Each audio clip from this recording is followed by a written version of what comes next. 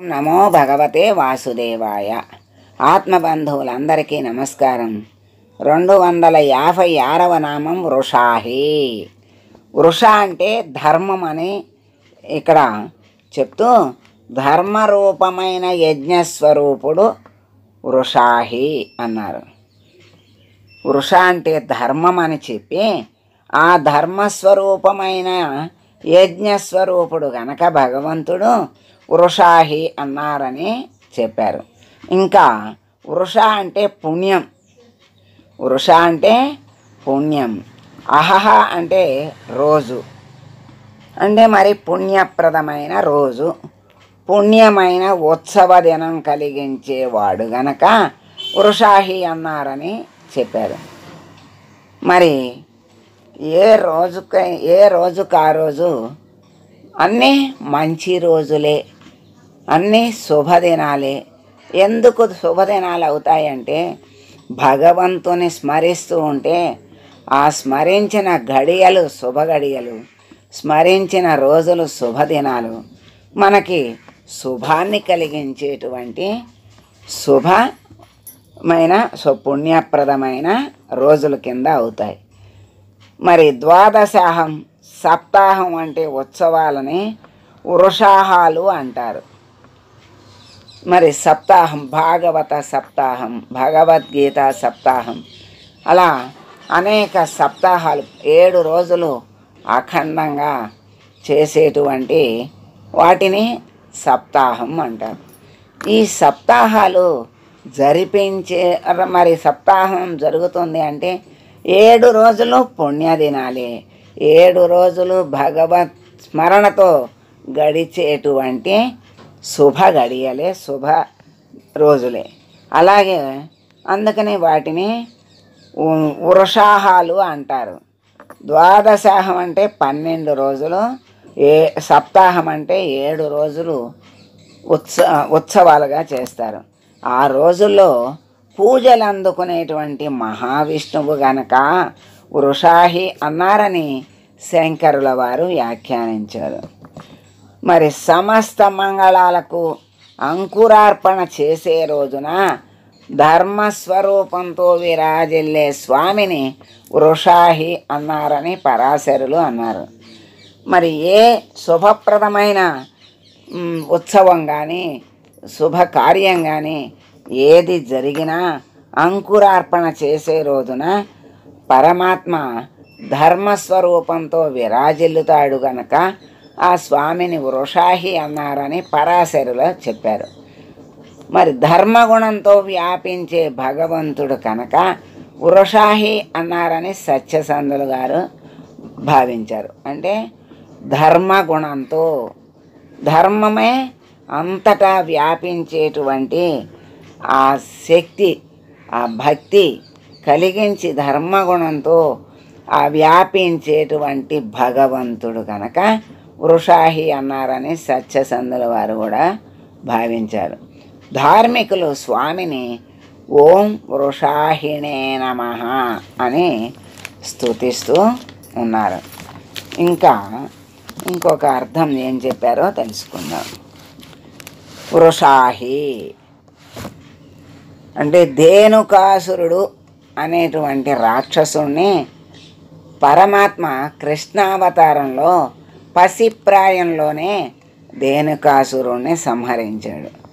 తనని చంపటానికి ఆవుల మందతో కలిసి వచ్చాడు ధేనుకాసురుడు. శ్రీకృష్ణుడు ఆయన సర్వాంతర్యామి, ఆయనకి తెలియనిది లేదు, ఆయన గమనించనిది లేదు.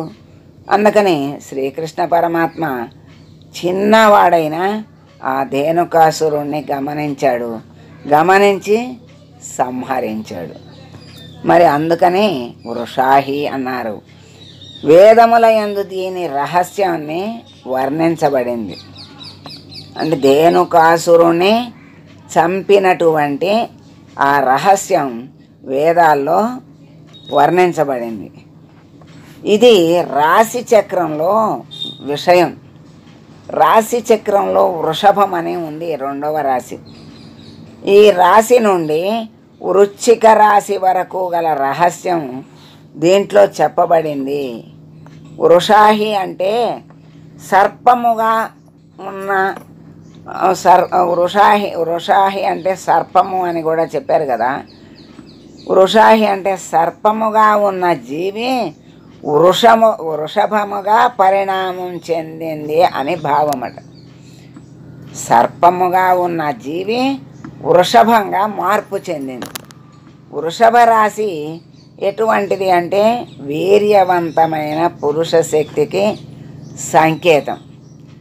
వృషభ రాశి వీర్యవంతమైన శక్తివంతమైన మరి పురుష శక్తికి సంకేతం వృషభ రాశి.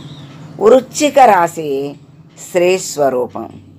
పురుష భేదాలకి ఇప్పుడు స్త్రీ పురుష భేదాలకి కామానికి సంకేతం.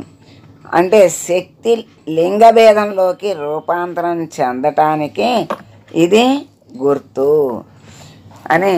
అంటే అలా మార్పు చెందుతూ శక్తి అలా మార్పు చెందింది అని సర్పముగా ఉన్నది వృషభంగా అయిందన్నారు. మళ్ళీ వృషభం నుంచి అర్ధచంద్రాకారంగా ఇక్కడికి వస్తే అది వృశ్చిక రాశి స్త్రీ స్వరూపం. స్త్రీ పురుష భేదాలకి ఏమిటి సంకేతం అంటే కామానికి సంకేతం అన్నారు. అంటే శక్తి లింగభేదంలోకి రూపాంతరం చెందింది అని చెప్పటానికి ఇది గుర్తు. దీనికి సంబంధించిన మార్గమే వృషభ రాశి నుండి మిథున కర్కాటకముల మీదుగా మరి కర్కాటకము, సింహము, తర్వాత కన్య, తుల, వృశ్చికం దగ్గరకు వస్తుంది. వృశ్చిక రాశి వరకు చక్రగమనం, రాశి చక్రగమనం. ఇదే సాంసారిక మానవునికి జాతక చక్రగమనము అని. ఇది రాశి చక్రంలో ఒక అర్ధవృత్తం మాత్రమే. ఈ రాశిలో 12 రాశులు ఉంటాయి చక్రంలో, రాశి చక్రంలో. ఇది అర్ధవృత్తం అంటే సగమే ఇక్కడ చెప్పారు. వృషభం నుంచి వృశ్చికం వరకు చెప్పింది సగం.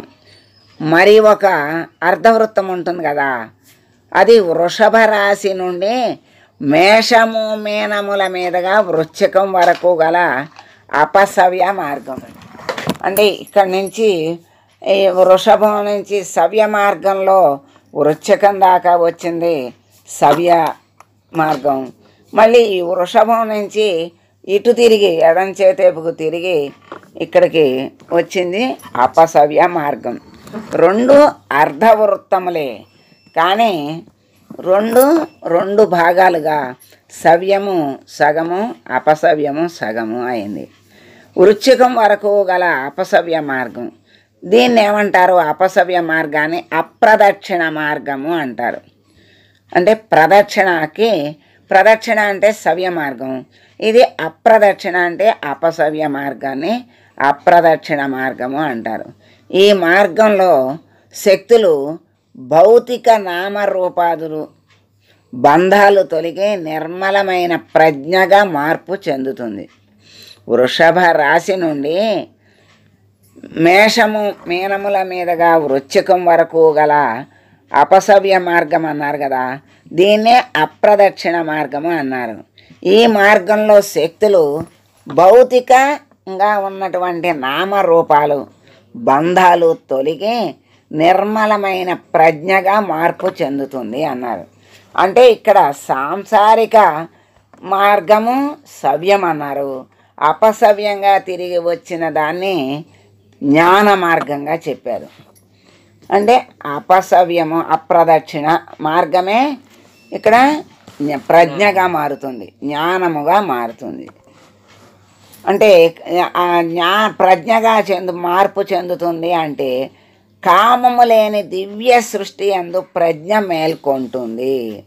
అంటే కోరిక అనేది లేని స్థితి, అదే దివ్య సృష్టిలో ప్రజ్ఞ, మనలో ఉన్నటువంటి ప్రజ్ఞ మేల్కొంటుంది. ఈ మార్గంలో పురుష శక్తి తేజోమయమైన సృష్టి చేస్తుంది. అటువంటి స్థితినే ద్విజత్వము అంటారు. ద్విజత్వము అంటే రెండవ మార్గము. విష్ణువద్గమనము అని కూడా అంటారు. దీన్ని జ్వాలాకూల్ మహర్షి చక్రమును వెనకకు త్రిప్పుటగా అని తన ఈ వెనకకు త్రిప్పటము అని చెప్తారు.